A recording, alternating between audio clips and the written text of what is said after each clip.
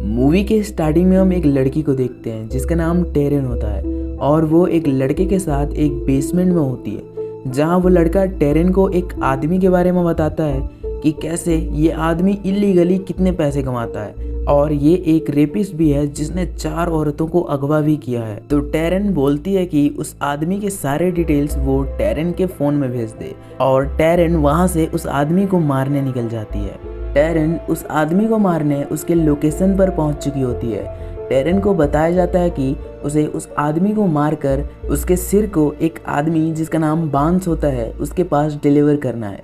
जिसके बाद टेरेन उस आदमी के निकलते ही उसके साथ फाइट करने लगती है और उसके सिर को उसके धड़ से अलग करके मार देती है और उसके सिर को प्लास्टिक के एक बैग में भरकर उस आदमी बांस के पास डिलीवर कर देती है। इसके तुरंत बाद वहाँ पुलिस वाले आ जाते हैं और टेरेन को पकड़ लेते हैं। उस क्राइम सीन में अब एक डिटेक्टिव पहुंचता है जिसका नाम रे बैकेट होता है और वहां जांच कर रहे अपने असिस्टेंट से पूछता है कि आखिर ये किसने किया है। तो उसका असिस्टेंट उसको बताता है कि एक 24 साल की लड़की है जो इसे मारकर भाग रही थी, पर पुलिस वालों के हाथ पकड़ी गई, पर इसे मारने का रीज़न अभी तक उसने बताया नहीं है। फिर डिटेक्टिव अपने असिस्टेंट से बोलता है कि ठीक है, यहाँ हर एक चीज़ की फ़ोटो खींचकर मेरे लैब में लाओ। और क्राइम सीन से जाते टाइम डिटेक्टिव को एक ब्रेसलेट मिलती है जो कि टेरेन की ही होती है और उस पर एनेबल लिखा हुआ होता है। अगले सीन में हम देखते हैं कि डिटेक्टिव टेरेन से पूछताछ कर रहा होता है, जहां डिटेक्टिव टेरेन को उसका ब्रेसलेट लौटा देता है और बोलता है कि तुमने जिसे मारा है उसकी एक फैमिली भी है और पुलिस वाले अब उन्हें समझाने की कोशिश कर रहे हैं। तो टेरेन बोलती है कि उसे इस चीज़ का कोई भी अफसोस नहीं है। फिर डिटेक्टिव भारी आवाज़ में टेरेन से पूछता है कि आखिर उस आदमी का कटा हुआ सिर कहाँ है। तो टेरेन बोलती है कि उसका सिर जहाँ भी है सही सलामत है। डिटेक्टिव पूछताछ करके बाहर आ जाता है, जहाँ उसे एक आदमी बताता है कि टेरेन का इससे पहले कोई भी क्राइम रिपोर्ट नहीं था और उस लड़की यानी टेरेन का रिपोर्ट फाइल डिटेक्टिव के हाथों में थमा देता है। डिटेक्टिव देखता है कि उस लड़की का नाम टेरेन होता है और उसे लगता है कि उसने इसे पहले भी कहीं देखा हुआ है। तुरंत ही सीन डिटेक्टिव के फ्लैशबैक में चली जाती है, जहां ये डिटेक्टिव और उसका सीनियर इस लड़की टेरेन से किसी केस के बारे में पूछताछ कर रहे होते हैं। टेरेन किसी चीज को लेकर काफी घबराई हुई होती है। सीनियर डिटेक्टिव टेरेन से बोलता है कि तुम्हें बताना होगा कि आखिरकार तुम्हारे साथ हुआ क्या है, तभी हम दोषी को पकड़ने में कामयाब हो पाएंगे। तभी हम और एक फ्लैशबैक में चले जाते हैं, जहां टेरेन डिटेक्टिव को बताती है कि स्कूल के खत्म होने के बाद वो उसकी फ्रेंड के साथ थी, जिसके कारण वो अपनी बहन पर ध्यान दे नहीं पाई और उसकी बहन एनेबल छुट्टी के बाद अकेले घर की ओर निकल पड़ी, जहां हम देखते हैं कि उसे कोई फॉलो कर रहा था। और टेरेन के रात में घर लौटने के बाद उसे पता चलता है कि उसकी बहन अभी तक घर नहीं पहुंची, जिसके चलते उसकी माँ टेरेन को डांटने लगती है और अपनी छोटी बेटी की रिपोर्ट लिखवाने पुलिस को फ़ोन कर देती है। अपनी माँ को परेशान देख टेरेन भी काफ़ी परेशान हो जाती है और एनेबल को ढूंढने रात में निकल पड़ती है और गली गली में काफ़ी ढूंढने के बाद उसे एक सुनसान जगह में एक घर दिखाई देता है, जिसके बाहर एक कार खड़ी होती है और टेरेन को कार में एनेबल की ब्रेसलेट मिलती है और वो उस घर के अंदर जाती है, जहां उसे अपनी बहन एनेबल दिखती है जो कि काफ़ी बुरी हालात में होती है। उसके साथ किसी दरिंदे ने रेप भी किया होता है, जिसे देखकर टेरेन एकदम सहम जाती है। एनेबल बोलती है कि उसे अकेले घर नहीं जाना चाहिए था और वहीं पर दम तोड़ देती है। इसके बाद टेरेन डिटेक्टिव से रिक्वेस्ट करती है कि ये जिस किसी ने भी उसकी बहन के साथ किया था वो उसे पकड़ लेंगे और फिर डिटेक्टिव भी इस बात को लेकर काफ़ी इमोशनल हो जाता है। प्रेजेंट टाइम में हम देखते हैं कि डिटेक्टिव बैकेट को कहीं से एक वीडियो डिस्क पार्सल में मिलती है। फिर डिटेक्टिव एक क्राइम सीन में होता है, जहाँ एक काफ़ी बुरी तरह से जली हुई प्रिस्ट की लाश टंगी होती है और उस लाश में एक फ़ोटो लगी होती है। डिटेक्टिव फ़ोटो निकाल के देखता है तो वो टेरेंट और उसकी बहन एनेबल की पिक्चर होती है और उसके पीछे लिखा होता है कि मैं जानता हूँ कि एनेबल को किसने मारा है। डिटेक्टिव अपनी कार में बैठे उसको पार्सल में मिले डिस्क को चला के सुनता है, जिसमें एक आदमी बोलता है कि मेरा नाम एस्क्रीन फॉलस्टॉफ है और तुम टेरेंट को जल्द से जल्द छोड़ दो, वरना तुम्हारे लिए काफ़ी बड़ी मुश्किलें खड़ी हो सकती हैं। और वो आदमी ये भी बोलता है कि तुम उस कटे हुए सर को ढूंढना भी बंद कर दो, वो तुम्हें कभी नहीं मिलेगा। डिटेक्टिव बैकेट टेरेंट के पास काफ़ी गुस्से में आता है और उसे वो पिक्चर दिखा के पूछता है कि आखिर कौन है ये, मैं जानता हूँ कि इसका नाम फॉल्स्टॉप है, पर आखिर ये तुम्हें छुड़वाना क्यों चाहता है? टैरेंट बोलती है कि आप फॉल्स्टॉप की बात को सीरियसली नहीं ले रहे हैं। आप मुझे जाने दो, वरना आपके लिए ठीक नहीं होगा। तो डिटेक्टिव बोलता है कि तुम एक खूनी हो और तुम्हें मैं कभी यहाँ से जाने नहीं दूंगा। बताओ ये फॉल्स्टॉप आखिर कौन है? तो टैरेंट डिटेक्टिव को बताती है कि जब टैरेंट की बहन का फ्यूनरल चल रहा था तो टैरेंट को एक आदमी आकर उसे वही फोटो देता है जिसके पीछे लिखा होता है कि मैं जानता हूँ कि एनाबेल को किसने मारा है, और बोलता है कि एक आदमी जिसका नाम फॉल्स्टॉप है वो उससे मिलना चाहता है और ये फ़ोटो उसी ने भेजा है। जिसके बाद टैरेंट रात को उस आदमी के बताए लोकेशन पर पहुंचती है जहां एक बूढ़ा आदमी बैठा होता है, और टैरेंट को बताता है कि जिसने उसकी बहन के साथ वो किया है वो अपने घर में अपनी 2 बेटियों के साथ डिनर कर रहा है, और फॉल्स्टॉप उसे अपने दिमाग में साफ साफ देख सकता है।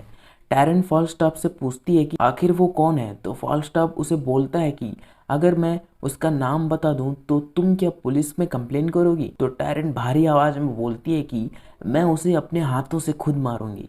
फॉल्स्टॉप और भी बोलता है कि ऐसे लोगों को हम मिलकर मारेंगे, पर तुम्हें अपनी पुरानी ज़िंदगी को भुलाकर हमारे साथ रहना होगा। तो टैरेंट मान जाती है और फॉल्स्टॉप के साथ हाथ मिलाती है। प्रेजेंट टाइम में हम देखते हैं कि 2 पुलिस वालों को वो जगह मिलती है जहां वो कटा हुआ सर दफनाया गया है, पर डिटेक्टिव के पहुंचने से पहले उनमें से एक की किसी तरह से मौत हो चुकी होती है। डिटेक्टिव दूसरे पुलिस वाले को जब पूछता है कि आखिरकार यहाँ क्या हुआ, तो वो अधेड़ उम्र का पुलिस वाला बताता है कि उस सिर को जमीन से निकालने के बाद वो सिर हिलने लगा और वापस अपने पूरे शरीर को रीजनरेट कर लिया और वो मॉन्स्टर की तरह दिखने लगा था। डिटेक्टिव इसे सुनकर उस पुलिस वाले से बोलता है कि ऐसा कैसे हो सकता है, ये तो नामुमकिन है। तो वो बूढ़ा पुलिस वाला बोलता है कि ऐसा ही हुआ है, उसी मॉन्स्टर ने मेरे साथी को मार डाला है।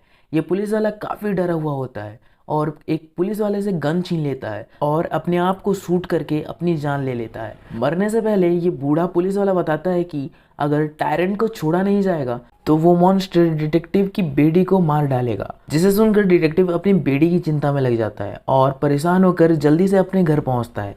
घर पहुंचते ही उसे पता चलता है कि उसकी पत्नी बहुत ही ज़्यादा घायल है और ज़मीन पर पड़ी हुई है। तभी उसे पता चलता है कि उस मॉन्स्टर ने उसकी बेटी को अपने साथ ले लिया है। तभी हम देखते हैं कि वो मॉन्स्टर पुलिस स्टेशन पर हमला करके सबको मारने लगता है। टैरेंट किसी तरह से अपने सेल से भागकर उसके साथ लड़ने लगती है कि तभी फ्लैशबैक में हमें पता चलता है कि टैरेंट के फॉल्स्टॉप के साथ काम करने के बाद टैरेंट को फॉल्स्टॉप के बुरे इरादों के बारे में पता चल जाता है। असल में फॉल्स्टॉप अपने अंदर एक बुरे डीमन को पोसेस करता था जो कि अपने होस्ट के शरीर के बूढ़े होने के बाद दूसरे इंसान के शरीर को पोसेस कर लेता था, और फॉल्स्टॉप अपने अंदर के डेमन को टैरेंट के अंदर पोसेस कर ही रहा होता है कि वहाँ कई हथियारों से लैस लोग आ जाते हैं और टैरेंट को किसी तरह से बचा लेते हैं। पर उसी रिचुअल के चलते टैरेंट को कुछ डेमोनिक पावर मिल गए थे और टैरेंट इन लोगों के साथ काम करके बुरे लोगों को मारने लगती है। लेकिन अपने अंदर डेमोनिक पावर के होने के कारण टैरेंट जब भी अपने पावर का इस्तेमाल करती थी तो वो कुछ समय के लिए उस डेमन की कंट्रोल में आ जाती थी। बैक टू प्रेजेंट, जहाँ हम देखते हैं कि टैरेंट उसी पावर का इस्तेमाल करके मॉन्स्टर को मार देती है और फिर अपने पावर्स के इस्तेमाल के चलते उस डेमन के कंट्रोल में आ जाती है और अनकॉन्शियस हो जाती है, जिसे वहाँ उसकी मदद के लिए आया डिटेक्टिव उसकी कार में बैठाकर हॉस्पिटल ले जा रहा होता है कि तभी टैरेंट के साथी जिनके साथ वो इतने समय से काम कर रही थी वो कार को रोककर टैरेंट और डिटेक्टिव को ले जाते हैं। टैरेंट को ये लोग बेहोश करके एक जेल जैसी चीज में उसके होश आने तक रखते हैं। इसी दौरान इनका हेड जो कि बांस होता है डिटेक्टिव से बोलता है कि मानो या ना मानो इस कहानी के हीरो हम ही हैं, और फॉल्स्टॉप विलन जो कि डेमोनिक पावर पोजेस करता है और उसी के पास तुम्हारी बेटी है। तो डिटेक्टिव अपनी बेटी को रेस्क्यू करने फॉल्स्टॉप के पास जाने लगता है, जिसे बांस रोक कर एक कमरे में बंद कर देता है। टैरेंट के होश आने के बाद वो और उसका दोस्त बांस के पास पहुंचते हैं, जहां टैरेंट बांस से बोलती है कि तुम्हें डिटेक्टिव को छोड़ना होगा, मैं उसके साथ जाऊंगी उसकी बेटी को बचाने। बांस बोलता है कि इसमें तुम्हारी जान को भी खतरा होगा, फॉल्स्टॉप काफ़ी खतरनाक है और तुम अभी अभी रिकवर हुई हो। टैरेंट बोलती है कि मैंने बहुत लोगों को फॉल्स्टॉप के हाथों मरते देखा है, पर अब और नहीं। जिसके बाद बांस भी मान जाता है और टैरेंट, उसका दोस्त और डिटेक्टिव उस लोकेशन पर पहुंच जाते हैं जहां फॉल्स्टॉप था। टैरेंट अपने दोस्त से बोलती है कि मैं और डिटेक्टिव अंदर जाएंगे और तुम हमारे बाहर आने तक गाड़ी को रेडी रखो। जिसके बाद ये दोनों अंदर जाते हैं और डिटेक्टिव अपनी बेटी को लेकर बाहर आ जाता है और टायरेंट फॉलस्टॉप के साथ लड़ने लगती है। फॉलस्टॉप टायरेंट पर भारी पड़ रहा था और अपनी डेमोनिक पावर का इस्तेमाल करके टायरेंट के बॉडी के अंदर घुस जाता है। डिटेक्टिव अपनी बेटी को टायरेंट के दोस्त के पास छोड़कर वापस टायरेंट के पास आता है और टायरेंट के हालात को देख उसकी बॉडी में फॉलस्टॉप के डेमोनिक पावर को अपने अंदर सक कर लेता है और टायरेंट से उसे मार देने को बोलता है। टायरेंट पहले हिचकिचाती है और फिर एक तलवार की मदद से डिटेक्टिव के सीने के आर पार कर देती है, जिससे डिटेक्टिव और उसके साथ फॉलस्टॉप की डेमोनिक पावर की भी वहीं मौत हो जाती है और मूवी यहीं पे एंड हो जाती है। आपको ये एक्सप्लेनेशन कैसा लगा कमेंट करके ज़रूर बताएं और जाने से पहले लाइक और सब्सक्राइब के बटन को दबा के जाएं। पूरी वीडियो देखने के लिए धन्यवाद। मिलते हैं अगली वीडियो में।